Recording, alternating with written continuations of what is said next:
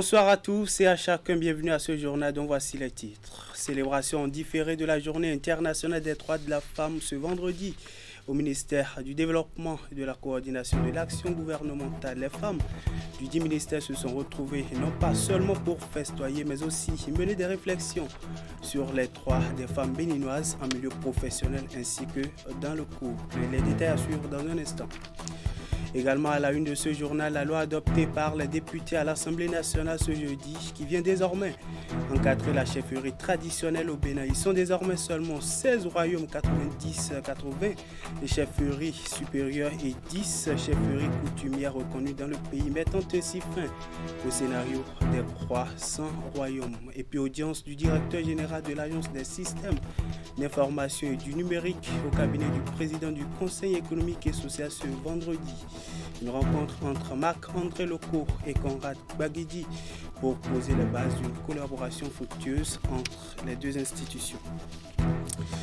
À nouveau, bonsoir à toutes et à tous et bienvenue si vous nous rejoignez ce vendredi 14 mars 2025. Les femmes du ministère du Développement et de la Coordination de l'action gouvernementale ont célébré en différé la Journée internationale des droits des femmes, moment de réjouissance mais aussi et surtout de réflexion pour celles-ci sur les droits des femmes béninoises en milieu professionnel ainsi que dans le couple. Plus de précisions dans ce reportage signé Florence Bossa et Moufid Sabouran.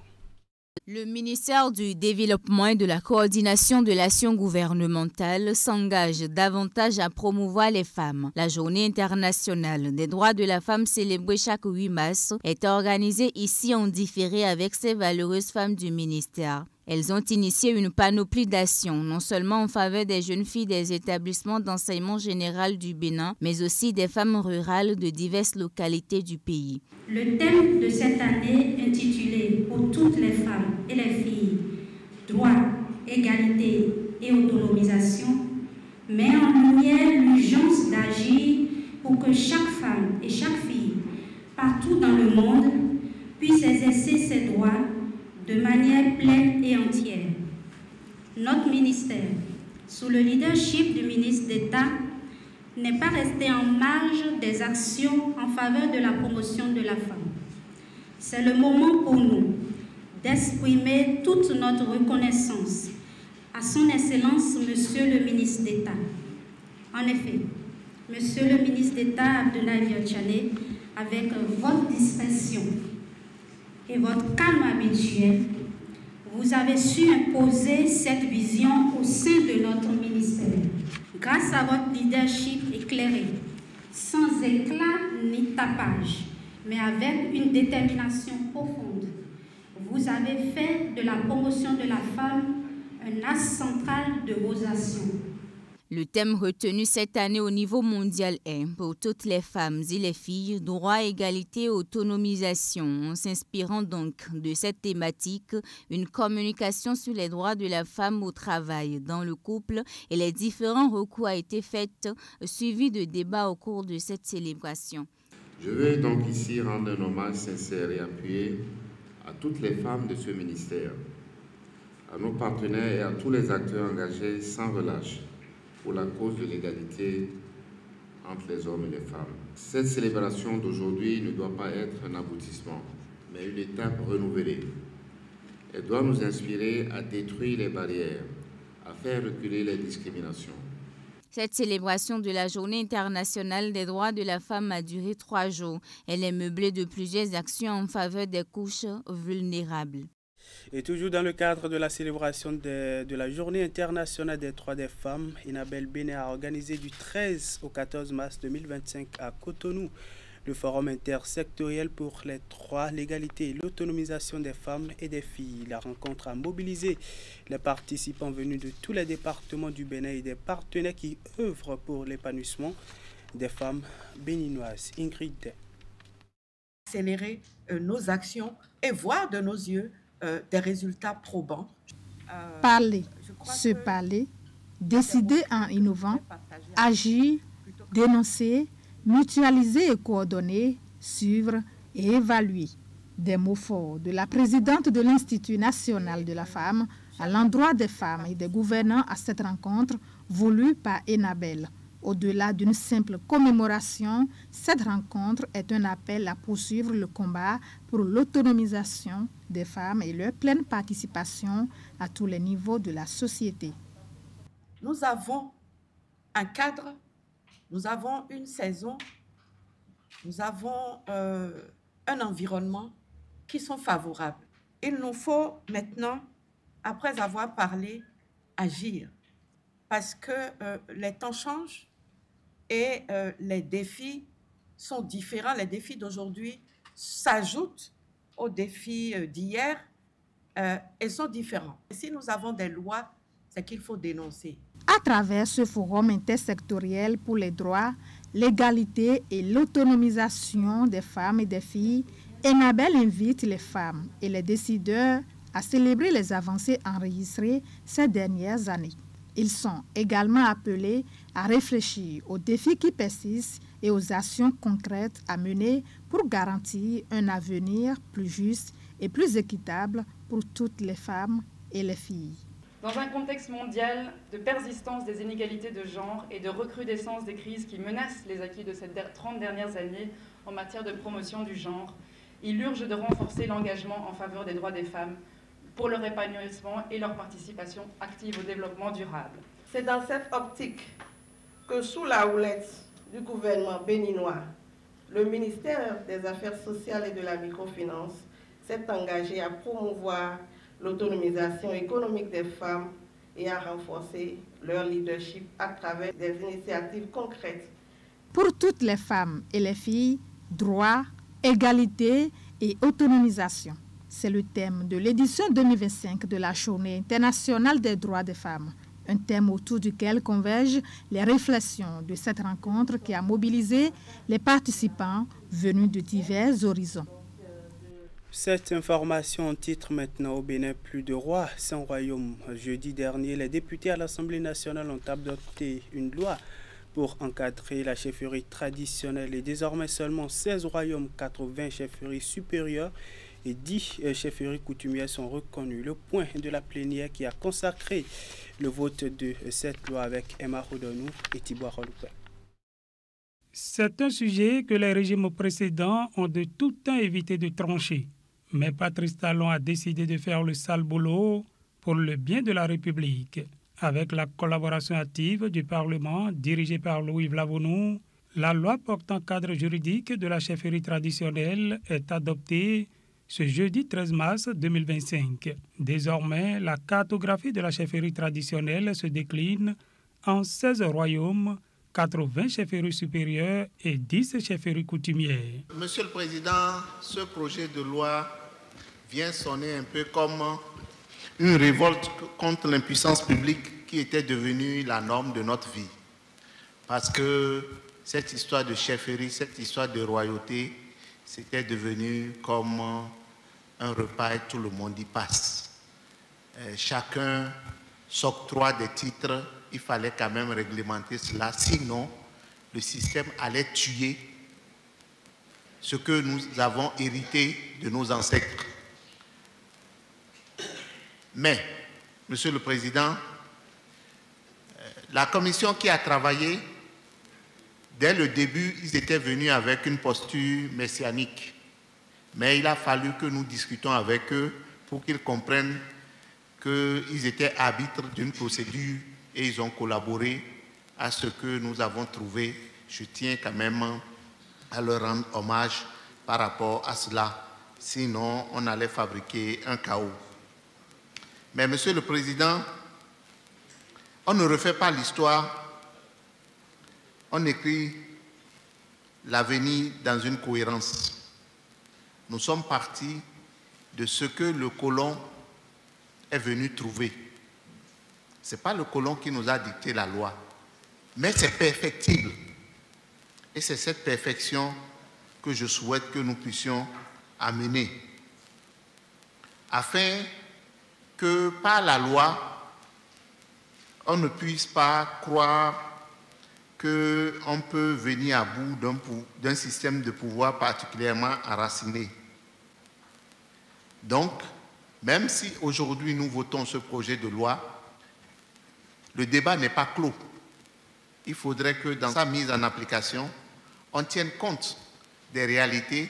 Nous allons souhaiter simplement qu'à l'avenir, que demain, que d'autres recherches de scientifiques viennent nous aider à mieux apprécier, évaluer et corriger les imperfections d'aujourd'hui. Ceci étant, je voudrais quand même féliciter notre gouvernement qui, un peu comme en Côte d'Ivoire, au Nigeria, on a dit au Cameroun et dans d'autres pays, a pris cette belle initiative de valoriser la chefferie dans notre pays. Et cela a pour objectif, enfin, le résultat, nous aurons comme résultat leur implication désormais dans la résolution des problèmes de nos populations au quotidien. Monsieur le Président, la chefferie traditionnelle supprimée en 1959, réhabilitée maintenant grâce au régime de la rupture, malgré les imperfections, nous devons considérer qu'il s'agit d'un pas important en avant dans la réhabilitation de nos traditions. Mais cette loi comporte beaucoup d'imperfections et je considère que ce n'est que le point de départ et que cette loi sera soumise à plusieurs lectures, même si elle venait à être votée aujourd'hui. Nous n'allons pas nous arrêter en si bon chemin. Il faut commencer quelque part. Il faut avoir le courage de commencer. Et c'est en cela qu'il faut féliciter le gouvernement du président Patrice Talon qui a l'habitude de se saisir des dossiers difficiles comme celui-ci. N'oublions pas que nos rois et chefs traditionnels ont perdu de leur valeur à cause du non-encadrement par la loi de la chefferie. À cause du fait que n'importe qui pouvait se lever et aller acheter des accoutrements pour s'autoproclamer roi ou pour se faire introniser roi. Et la précarité est dans la plupart de nos chefs traditionnels étaient instrumentalisés par la politique. Malgré quelques imperfections notées par les députés, le sort en est jeté. Les roitelets sans royaume devront déposer perles, pagnes, tissus et autres récades pour se consacrer à autre chose. Pendant ce temps, le directeur général de l'Agence des systèmes d'information et du numérique a été reçu en audience dans l'après-midi de ce vendredi au cabinet du président du Conseil économique et social. La rencontre entre Marc-André Loko et Conrad Baguidi a servi de cadre pour les civilités, mais surtout mettre en place les bases d'une collaboration fructueuse entre les deux institutions. Suivez ici un extrait du DG Asseno sorti de ces échanges au micro de Jules Etour et Simon Roland. Donc nous avons échangé particulièrement sur 2 points, mais avant cela, il nous a rappelé ses missions essentielles et ses objectifs à court terme. J'insiste beaucoup là-dessus, à court et moyen terme. Et l'enjeu pour nous aujourd'hui en tant qu'ASIN, c'est d'accompagner le président et toute l'institution dans une forte volonté de transformation digitale pour pouvoir atteindre ces missions. Donc concrètement, par exemple, dès lundi, nous serons présents ici, donc avec lui, afin de commencer à auditer les systèmes d'information du Conseil économique et social et d'identifier quelques axes, notamment des choses très simples, comme amener une messagerie moderne et sécurisée.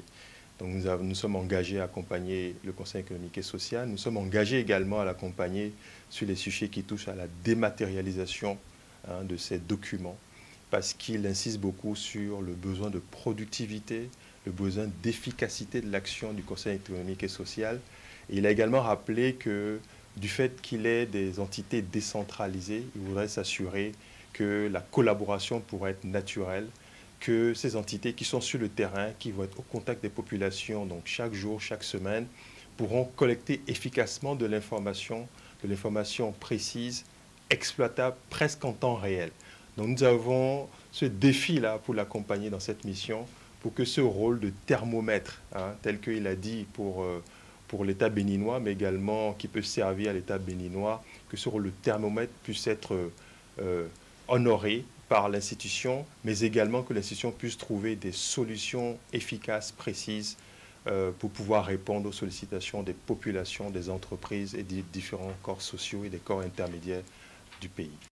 Avant de recevoir, bien entendu, le directeur général de l'ASIN, bien entendu, au siège du Conseil économique et social, Conrad Baguidi, a été reçu en audience un peu plus tôt en matinée par Dandy Amo, présidente de la Haute Cour de justice. Une rencontre de prise de contact entre le nouveau président du CES et la présidente de la Haute Cour de justice et surtout de véritables échanges entre les deux présidents d'institutions. Je propose ici un extrait de Conrad Baguidi au thème de cette audience. Loin d'être une visite de courtoisie, c'est davantage une visite de travail que nous avons eue ce matin avec la présidente de la Haute Cour de justice et son équipe, parce qu'il s'agit d'une institution importante de la République que nous sommes venus voir, à laquelle nous avons rendu visite. Et comme le Conseil économique et social, la Haute Cour de justice est également une institution qui est peut-être encore peu connue des populations. Sachant notre présence forte sur le territoire national, puisque nous sommes représentés dans tous les départements, nous allons travailler ensemble pour faire en sorte de faire connaître nos différentes institutions et nous serons le relais de la Haute Cour de justice en la matière. Donc ça, c'est un élément important d'échange que nous avons eu ce matin. Mais je suis venu ici ce matin également parce que dans ce besoin que je viens de vous exprimer de nous faire connaître, faut dire que c'est une volonté importante du gouvernement, du chef de l'État, le président de la République, de faire en sorte que désormais les institutions jouent davantage leur rôle auprès de la population. Et c'est pour ça que dans les réformes qui ont impacté la nouvelle loi organique du Conseil économique et social, il y a ce démembrement-là qui est assez important. Donc nous allons faire en sorte que cette volonté du chef de l'État soit implémentée. Et ça, il nous faudra travailler ensemble, les deux institutions, pour y arriver. Alors pas que les deux, toutes les institutions, mais aujourd'hui je suis à la Haute Cour de justice, je parle de celle-là. Je suis venu voir une alliée. Madame la Présidente est une alliée. Pourquoi? Parce que l'une des grandes responsabilités qui nous sont confiées, et aujourd'hui je suis le président de l'institution qui est le CES, c'est de faire en sorte que dans cette transition, nous puissions démontrer que le CES a un rôle à jouer, que le CES joue un rôle important et que le CES impacte. Donc, dans cette responsabilité, bien entendu, il nous faudra des alliés. Pourquoi je dis que la présidente de la Haute Cour de justice est une alliée? Parce que bientôt, bien plus tôt que ça, qu'aujourd'hui, en 2017, elle a fait partie des gens qui se sont positionnés sur l'intérêt d'un conseil économique et social, avec des propositions, d'ailleurs, dont certaines qu'on retrouve aujourd'hui dans la loi. Du coup, je pense que nous sommes bien placés, tous les deux, pour travailler ensemble, main dans la main, pour faire avancer nos institutions, les deux, mais également toutes les autres institutions, pour que notre République puisse être construite en harmonie avec des gens qui font en sorte que les populations également puissent apporter leur pierre à l'édification du pays.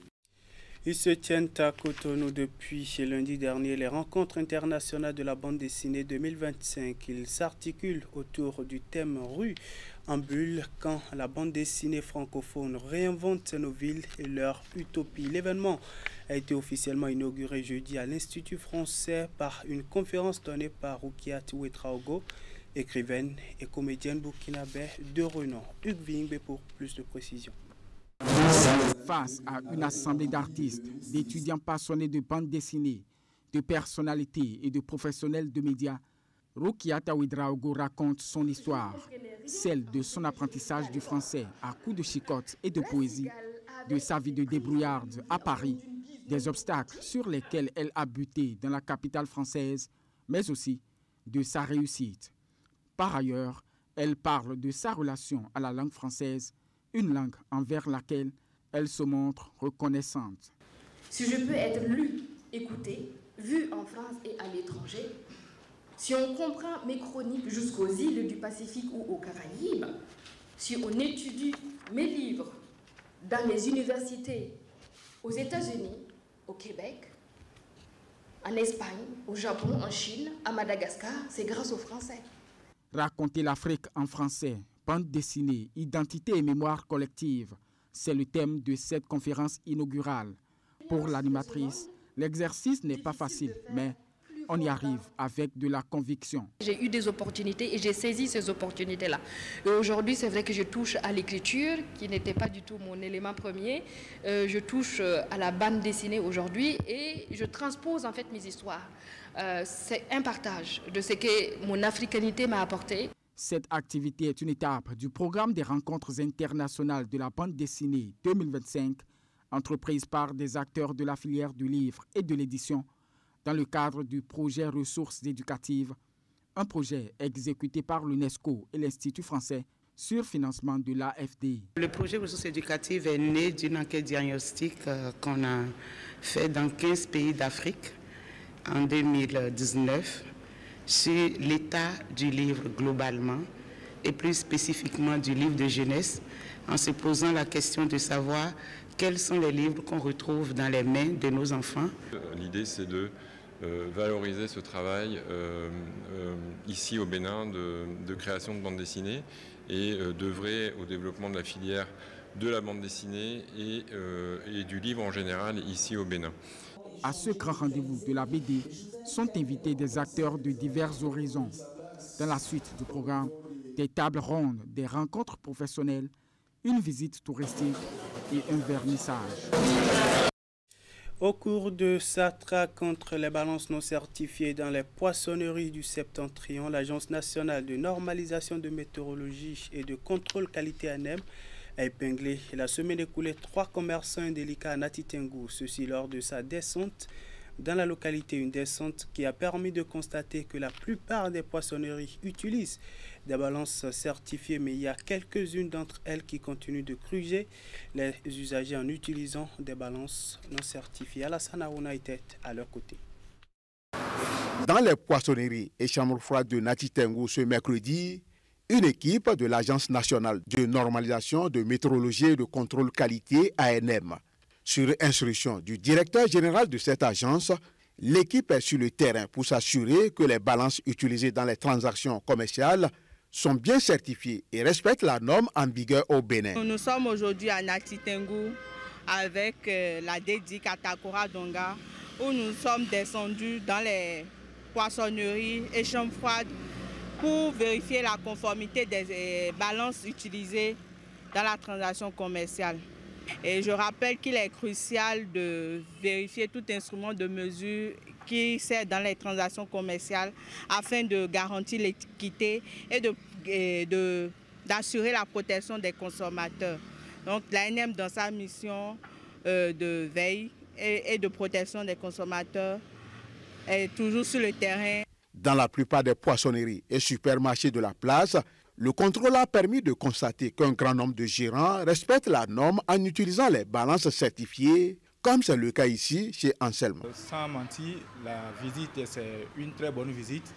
Et nous, on est en règle et les balances sont à jour, et ce qui nous permet à nous aussi de ne pas paniquer à votre arrivée.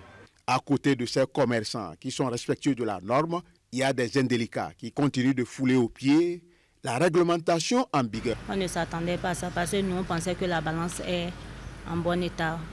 On ne s'attendait pas à ça. Donc on a pris note. On verra quoi faire pour améliorer ça. Le constat est satisfaisant parce que sur toutes les poissonneries parcourues dans la ville de Nati, tous les instruments de mesure retrouvés au niveau de ces poissonneries sont certifiés par l'ANM et la vignette verte en cours de validité de l'ANM. Mais le contrôle s'est étendu dans les supermarchés où nous avons pu épingler deux supermarchés qui utilisent des instruments de mesure, notamment des balances non certifiées. Au total, 3 balances non certifiées ont été saisies au cours de cette opération et les gérants mis sous convocation à la direction départementale d'industrie et du commerce à Takora Donga. Voilà, ça sera tout pour cette session d'information. Merci à vous pour votre aimable attention et bonne suite de week-end à toutes et à tous.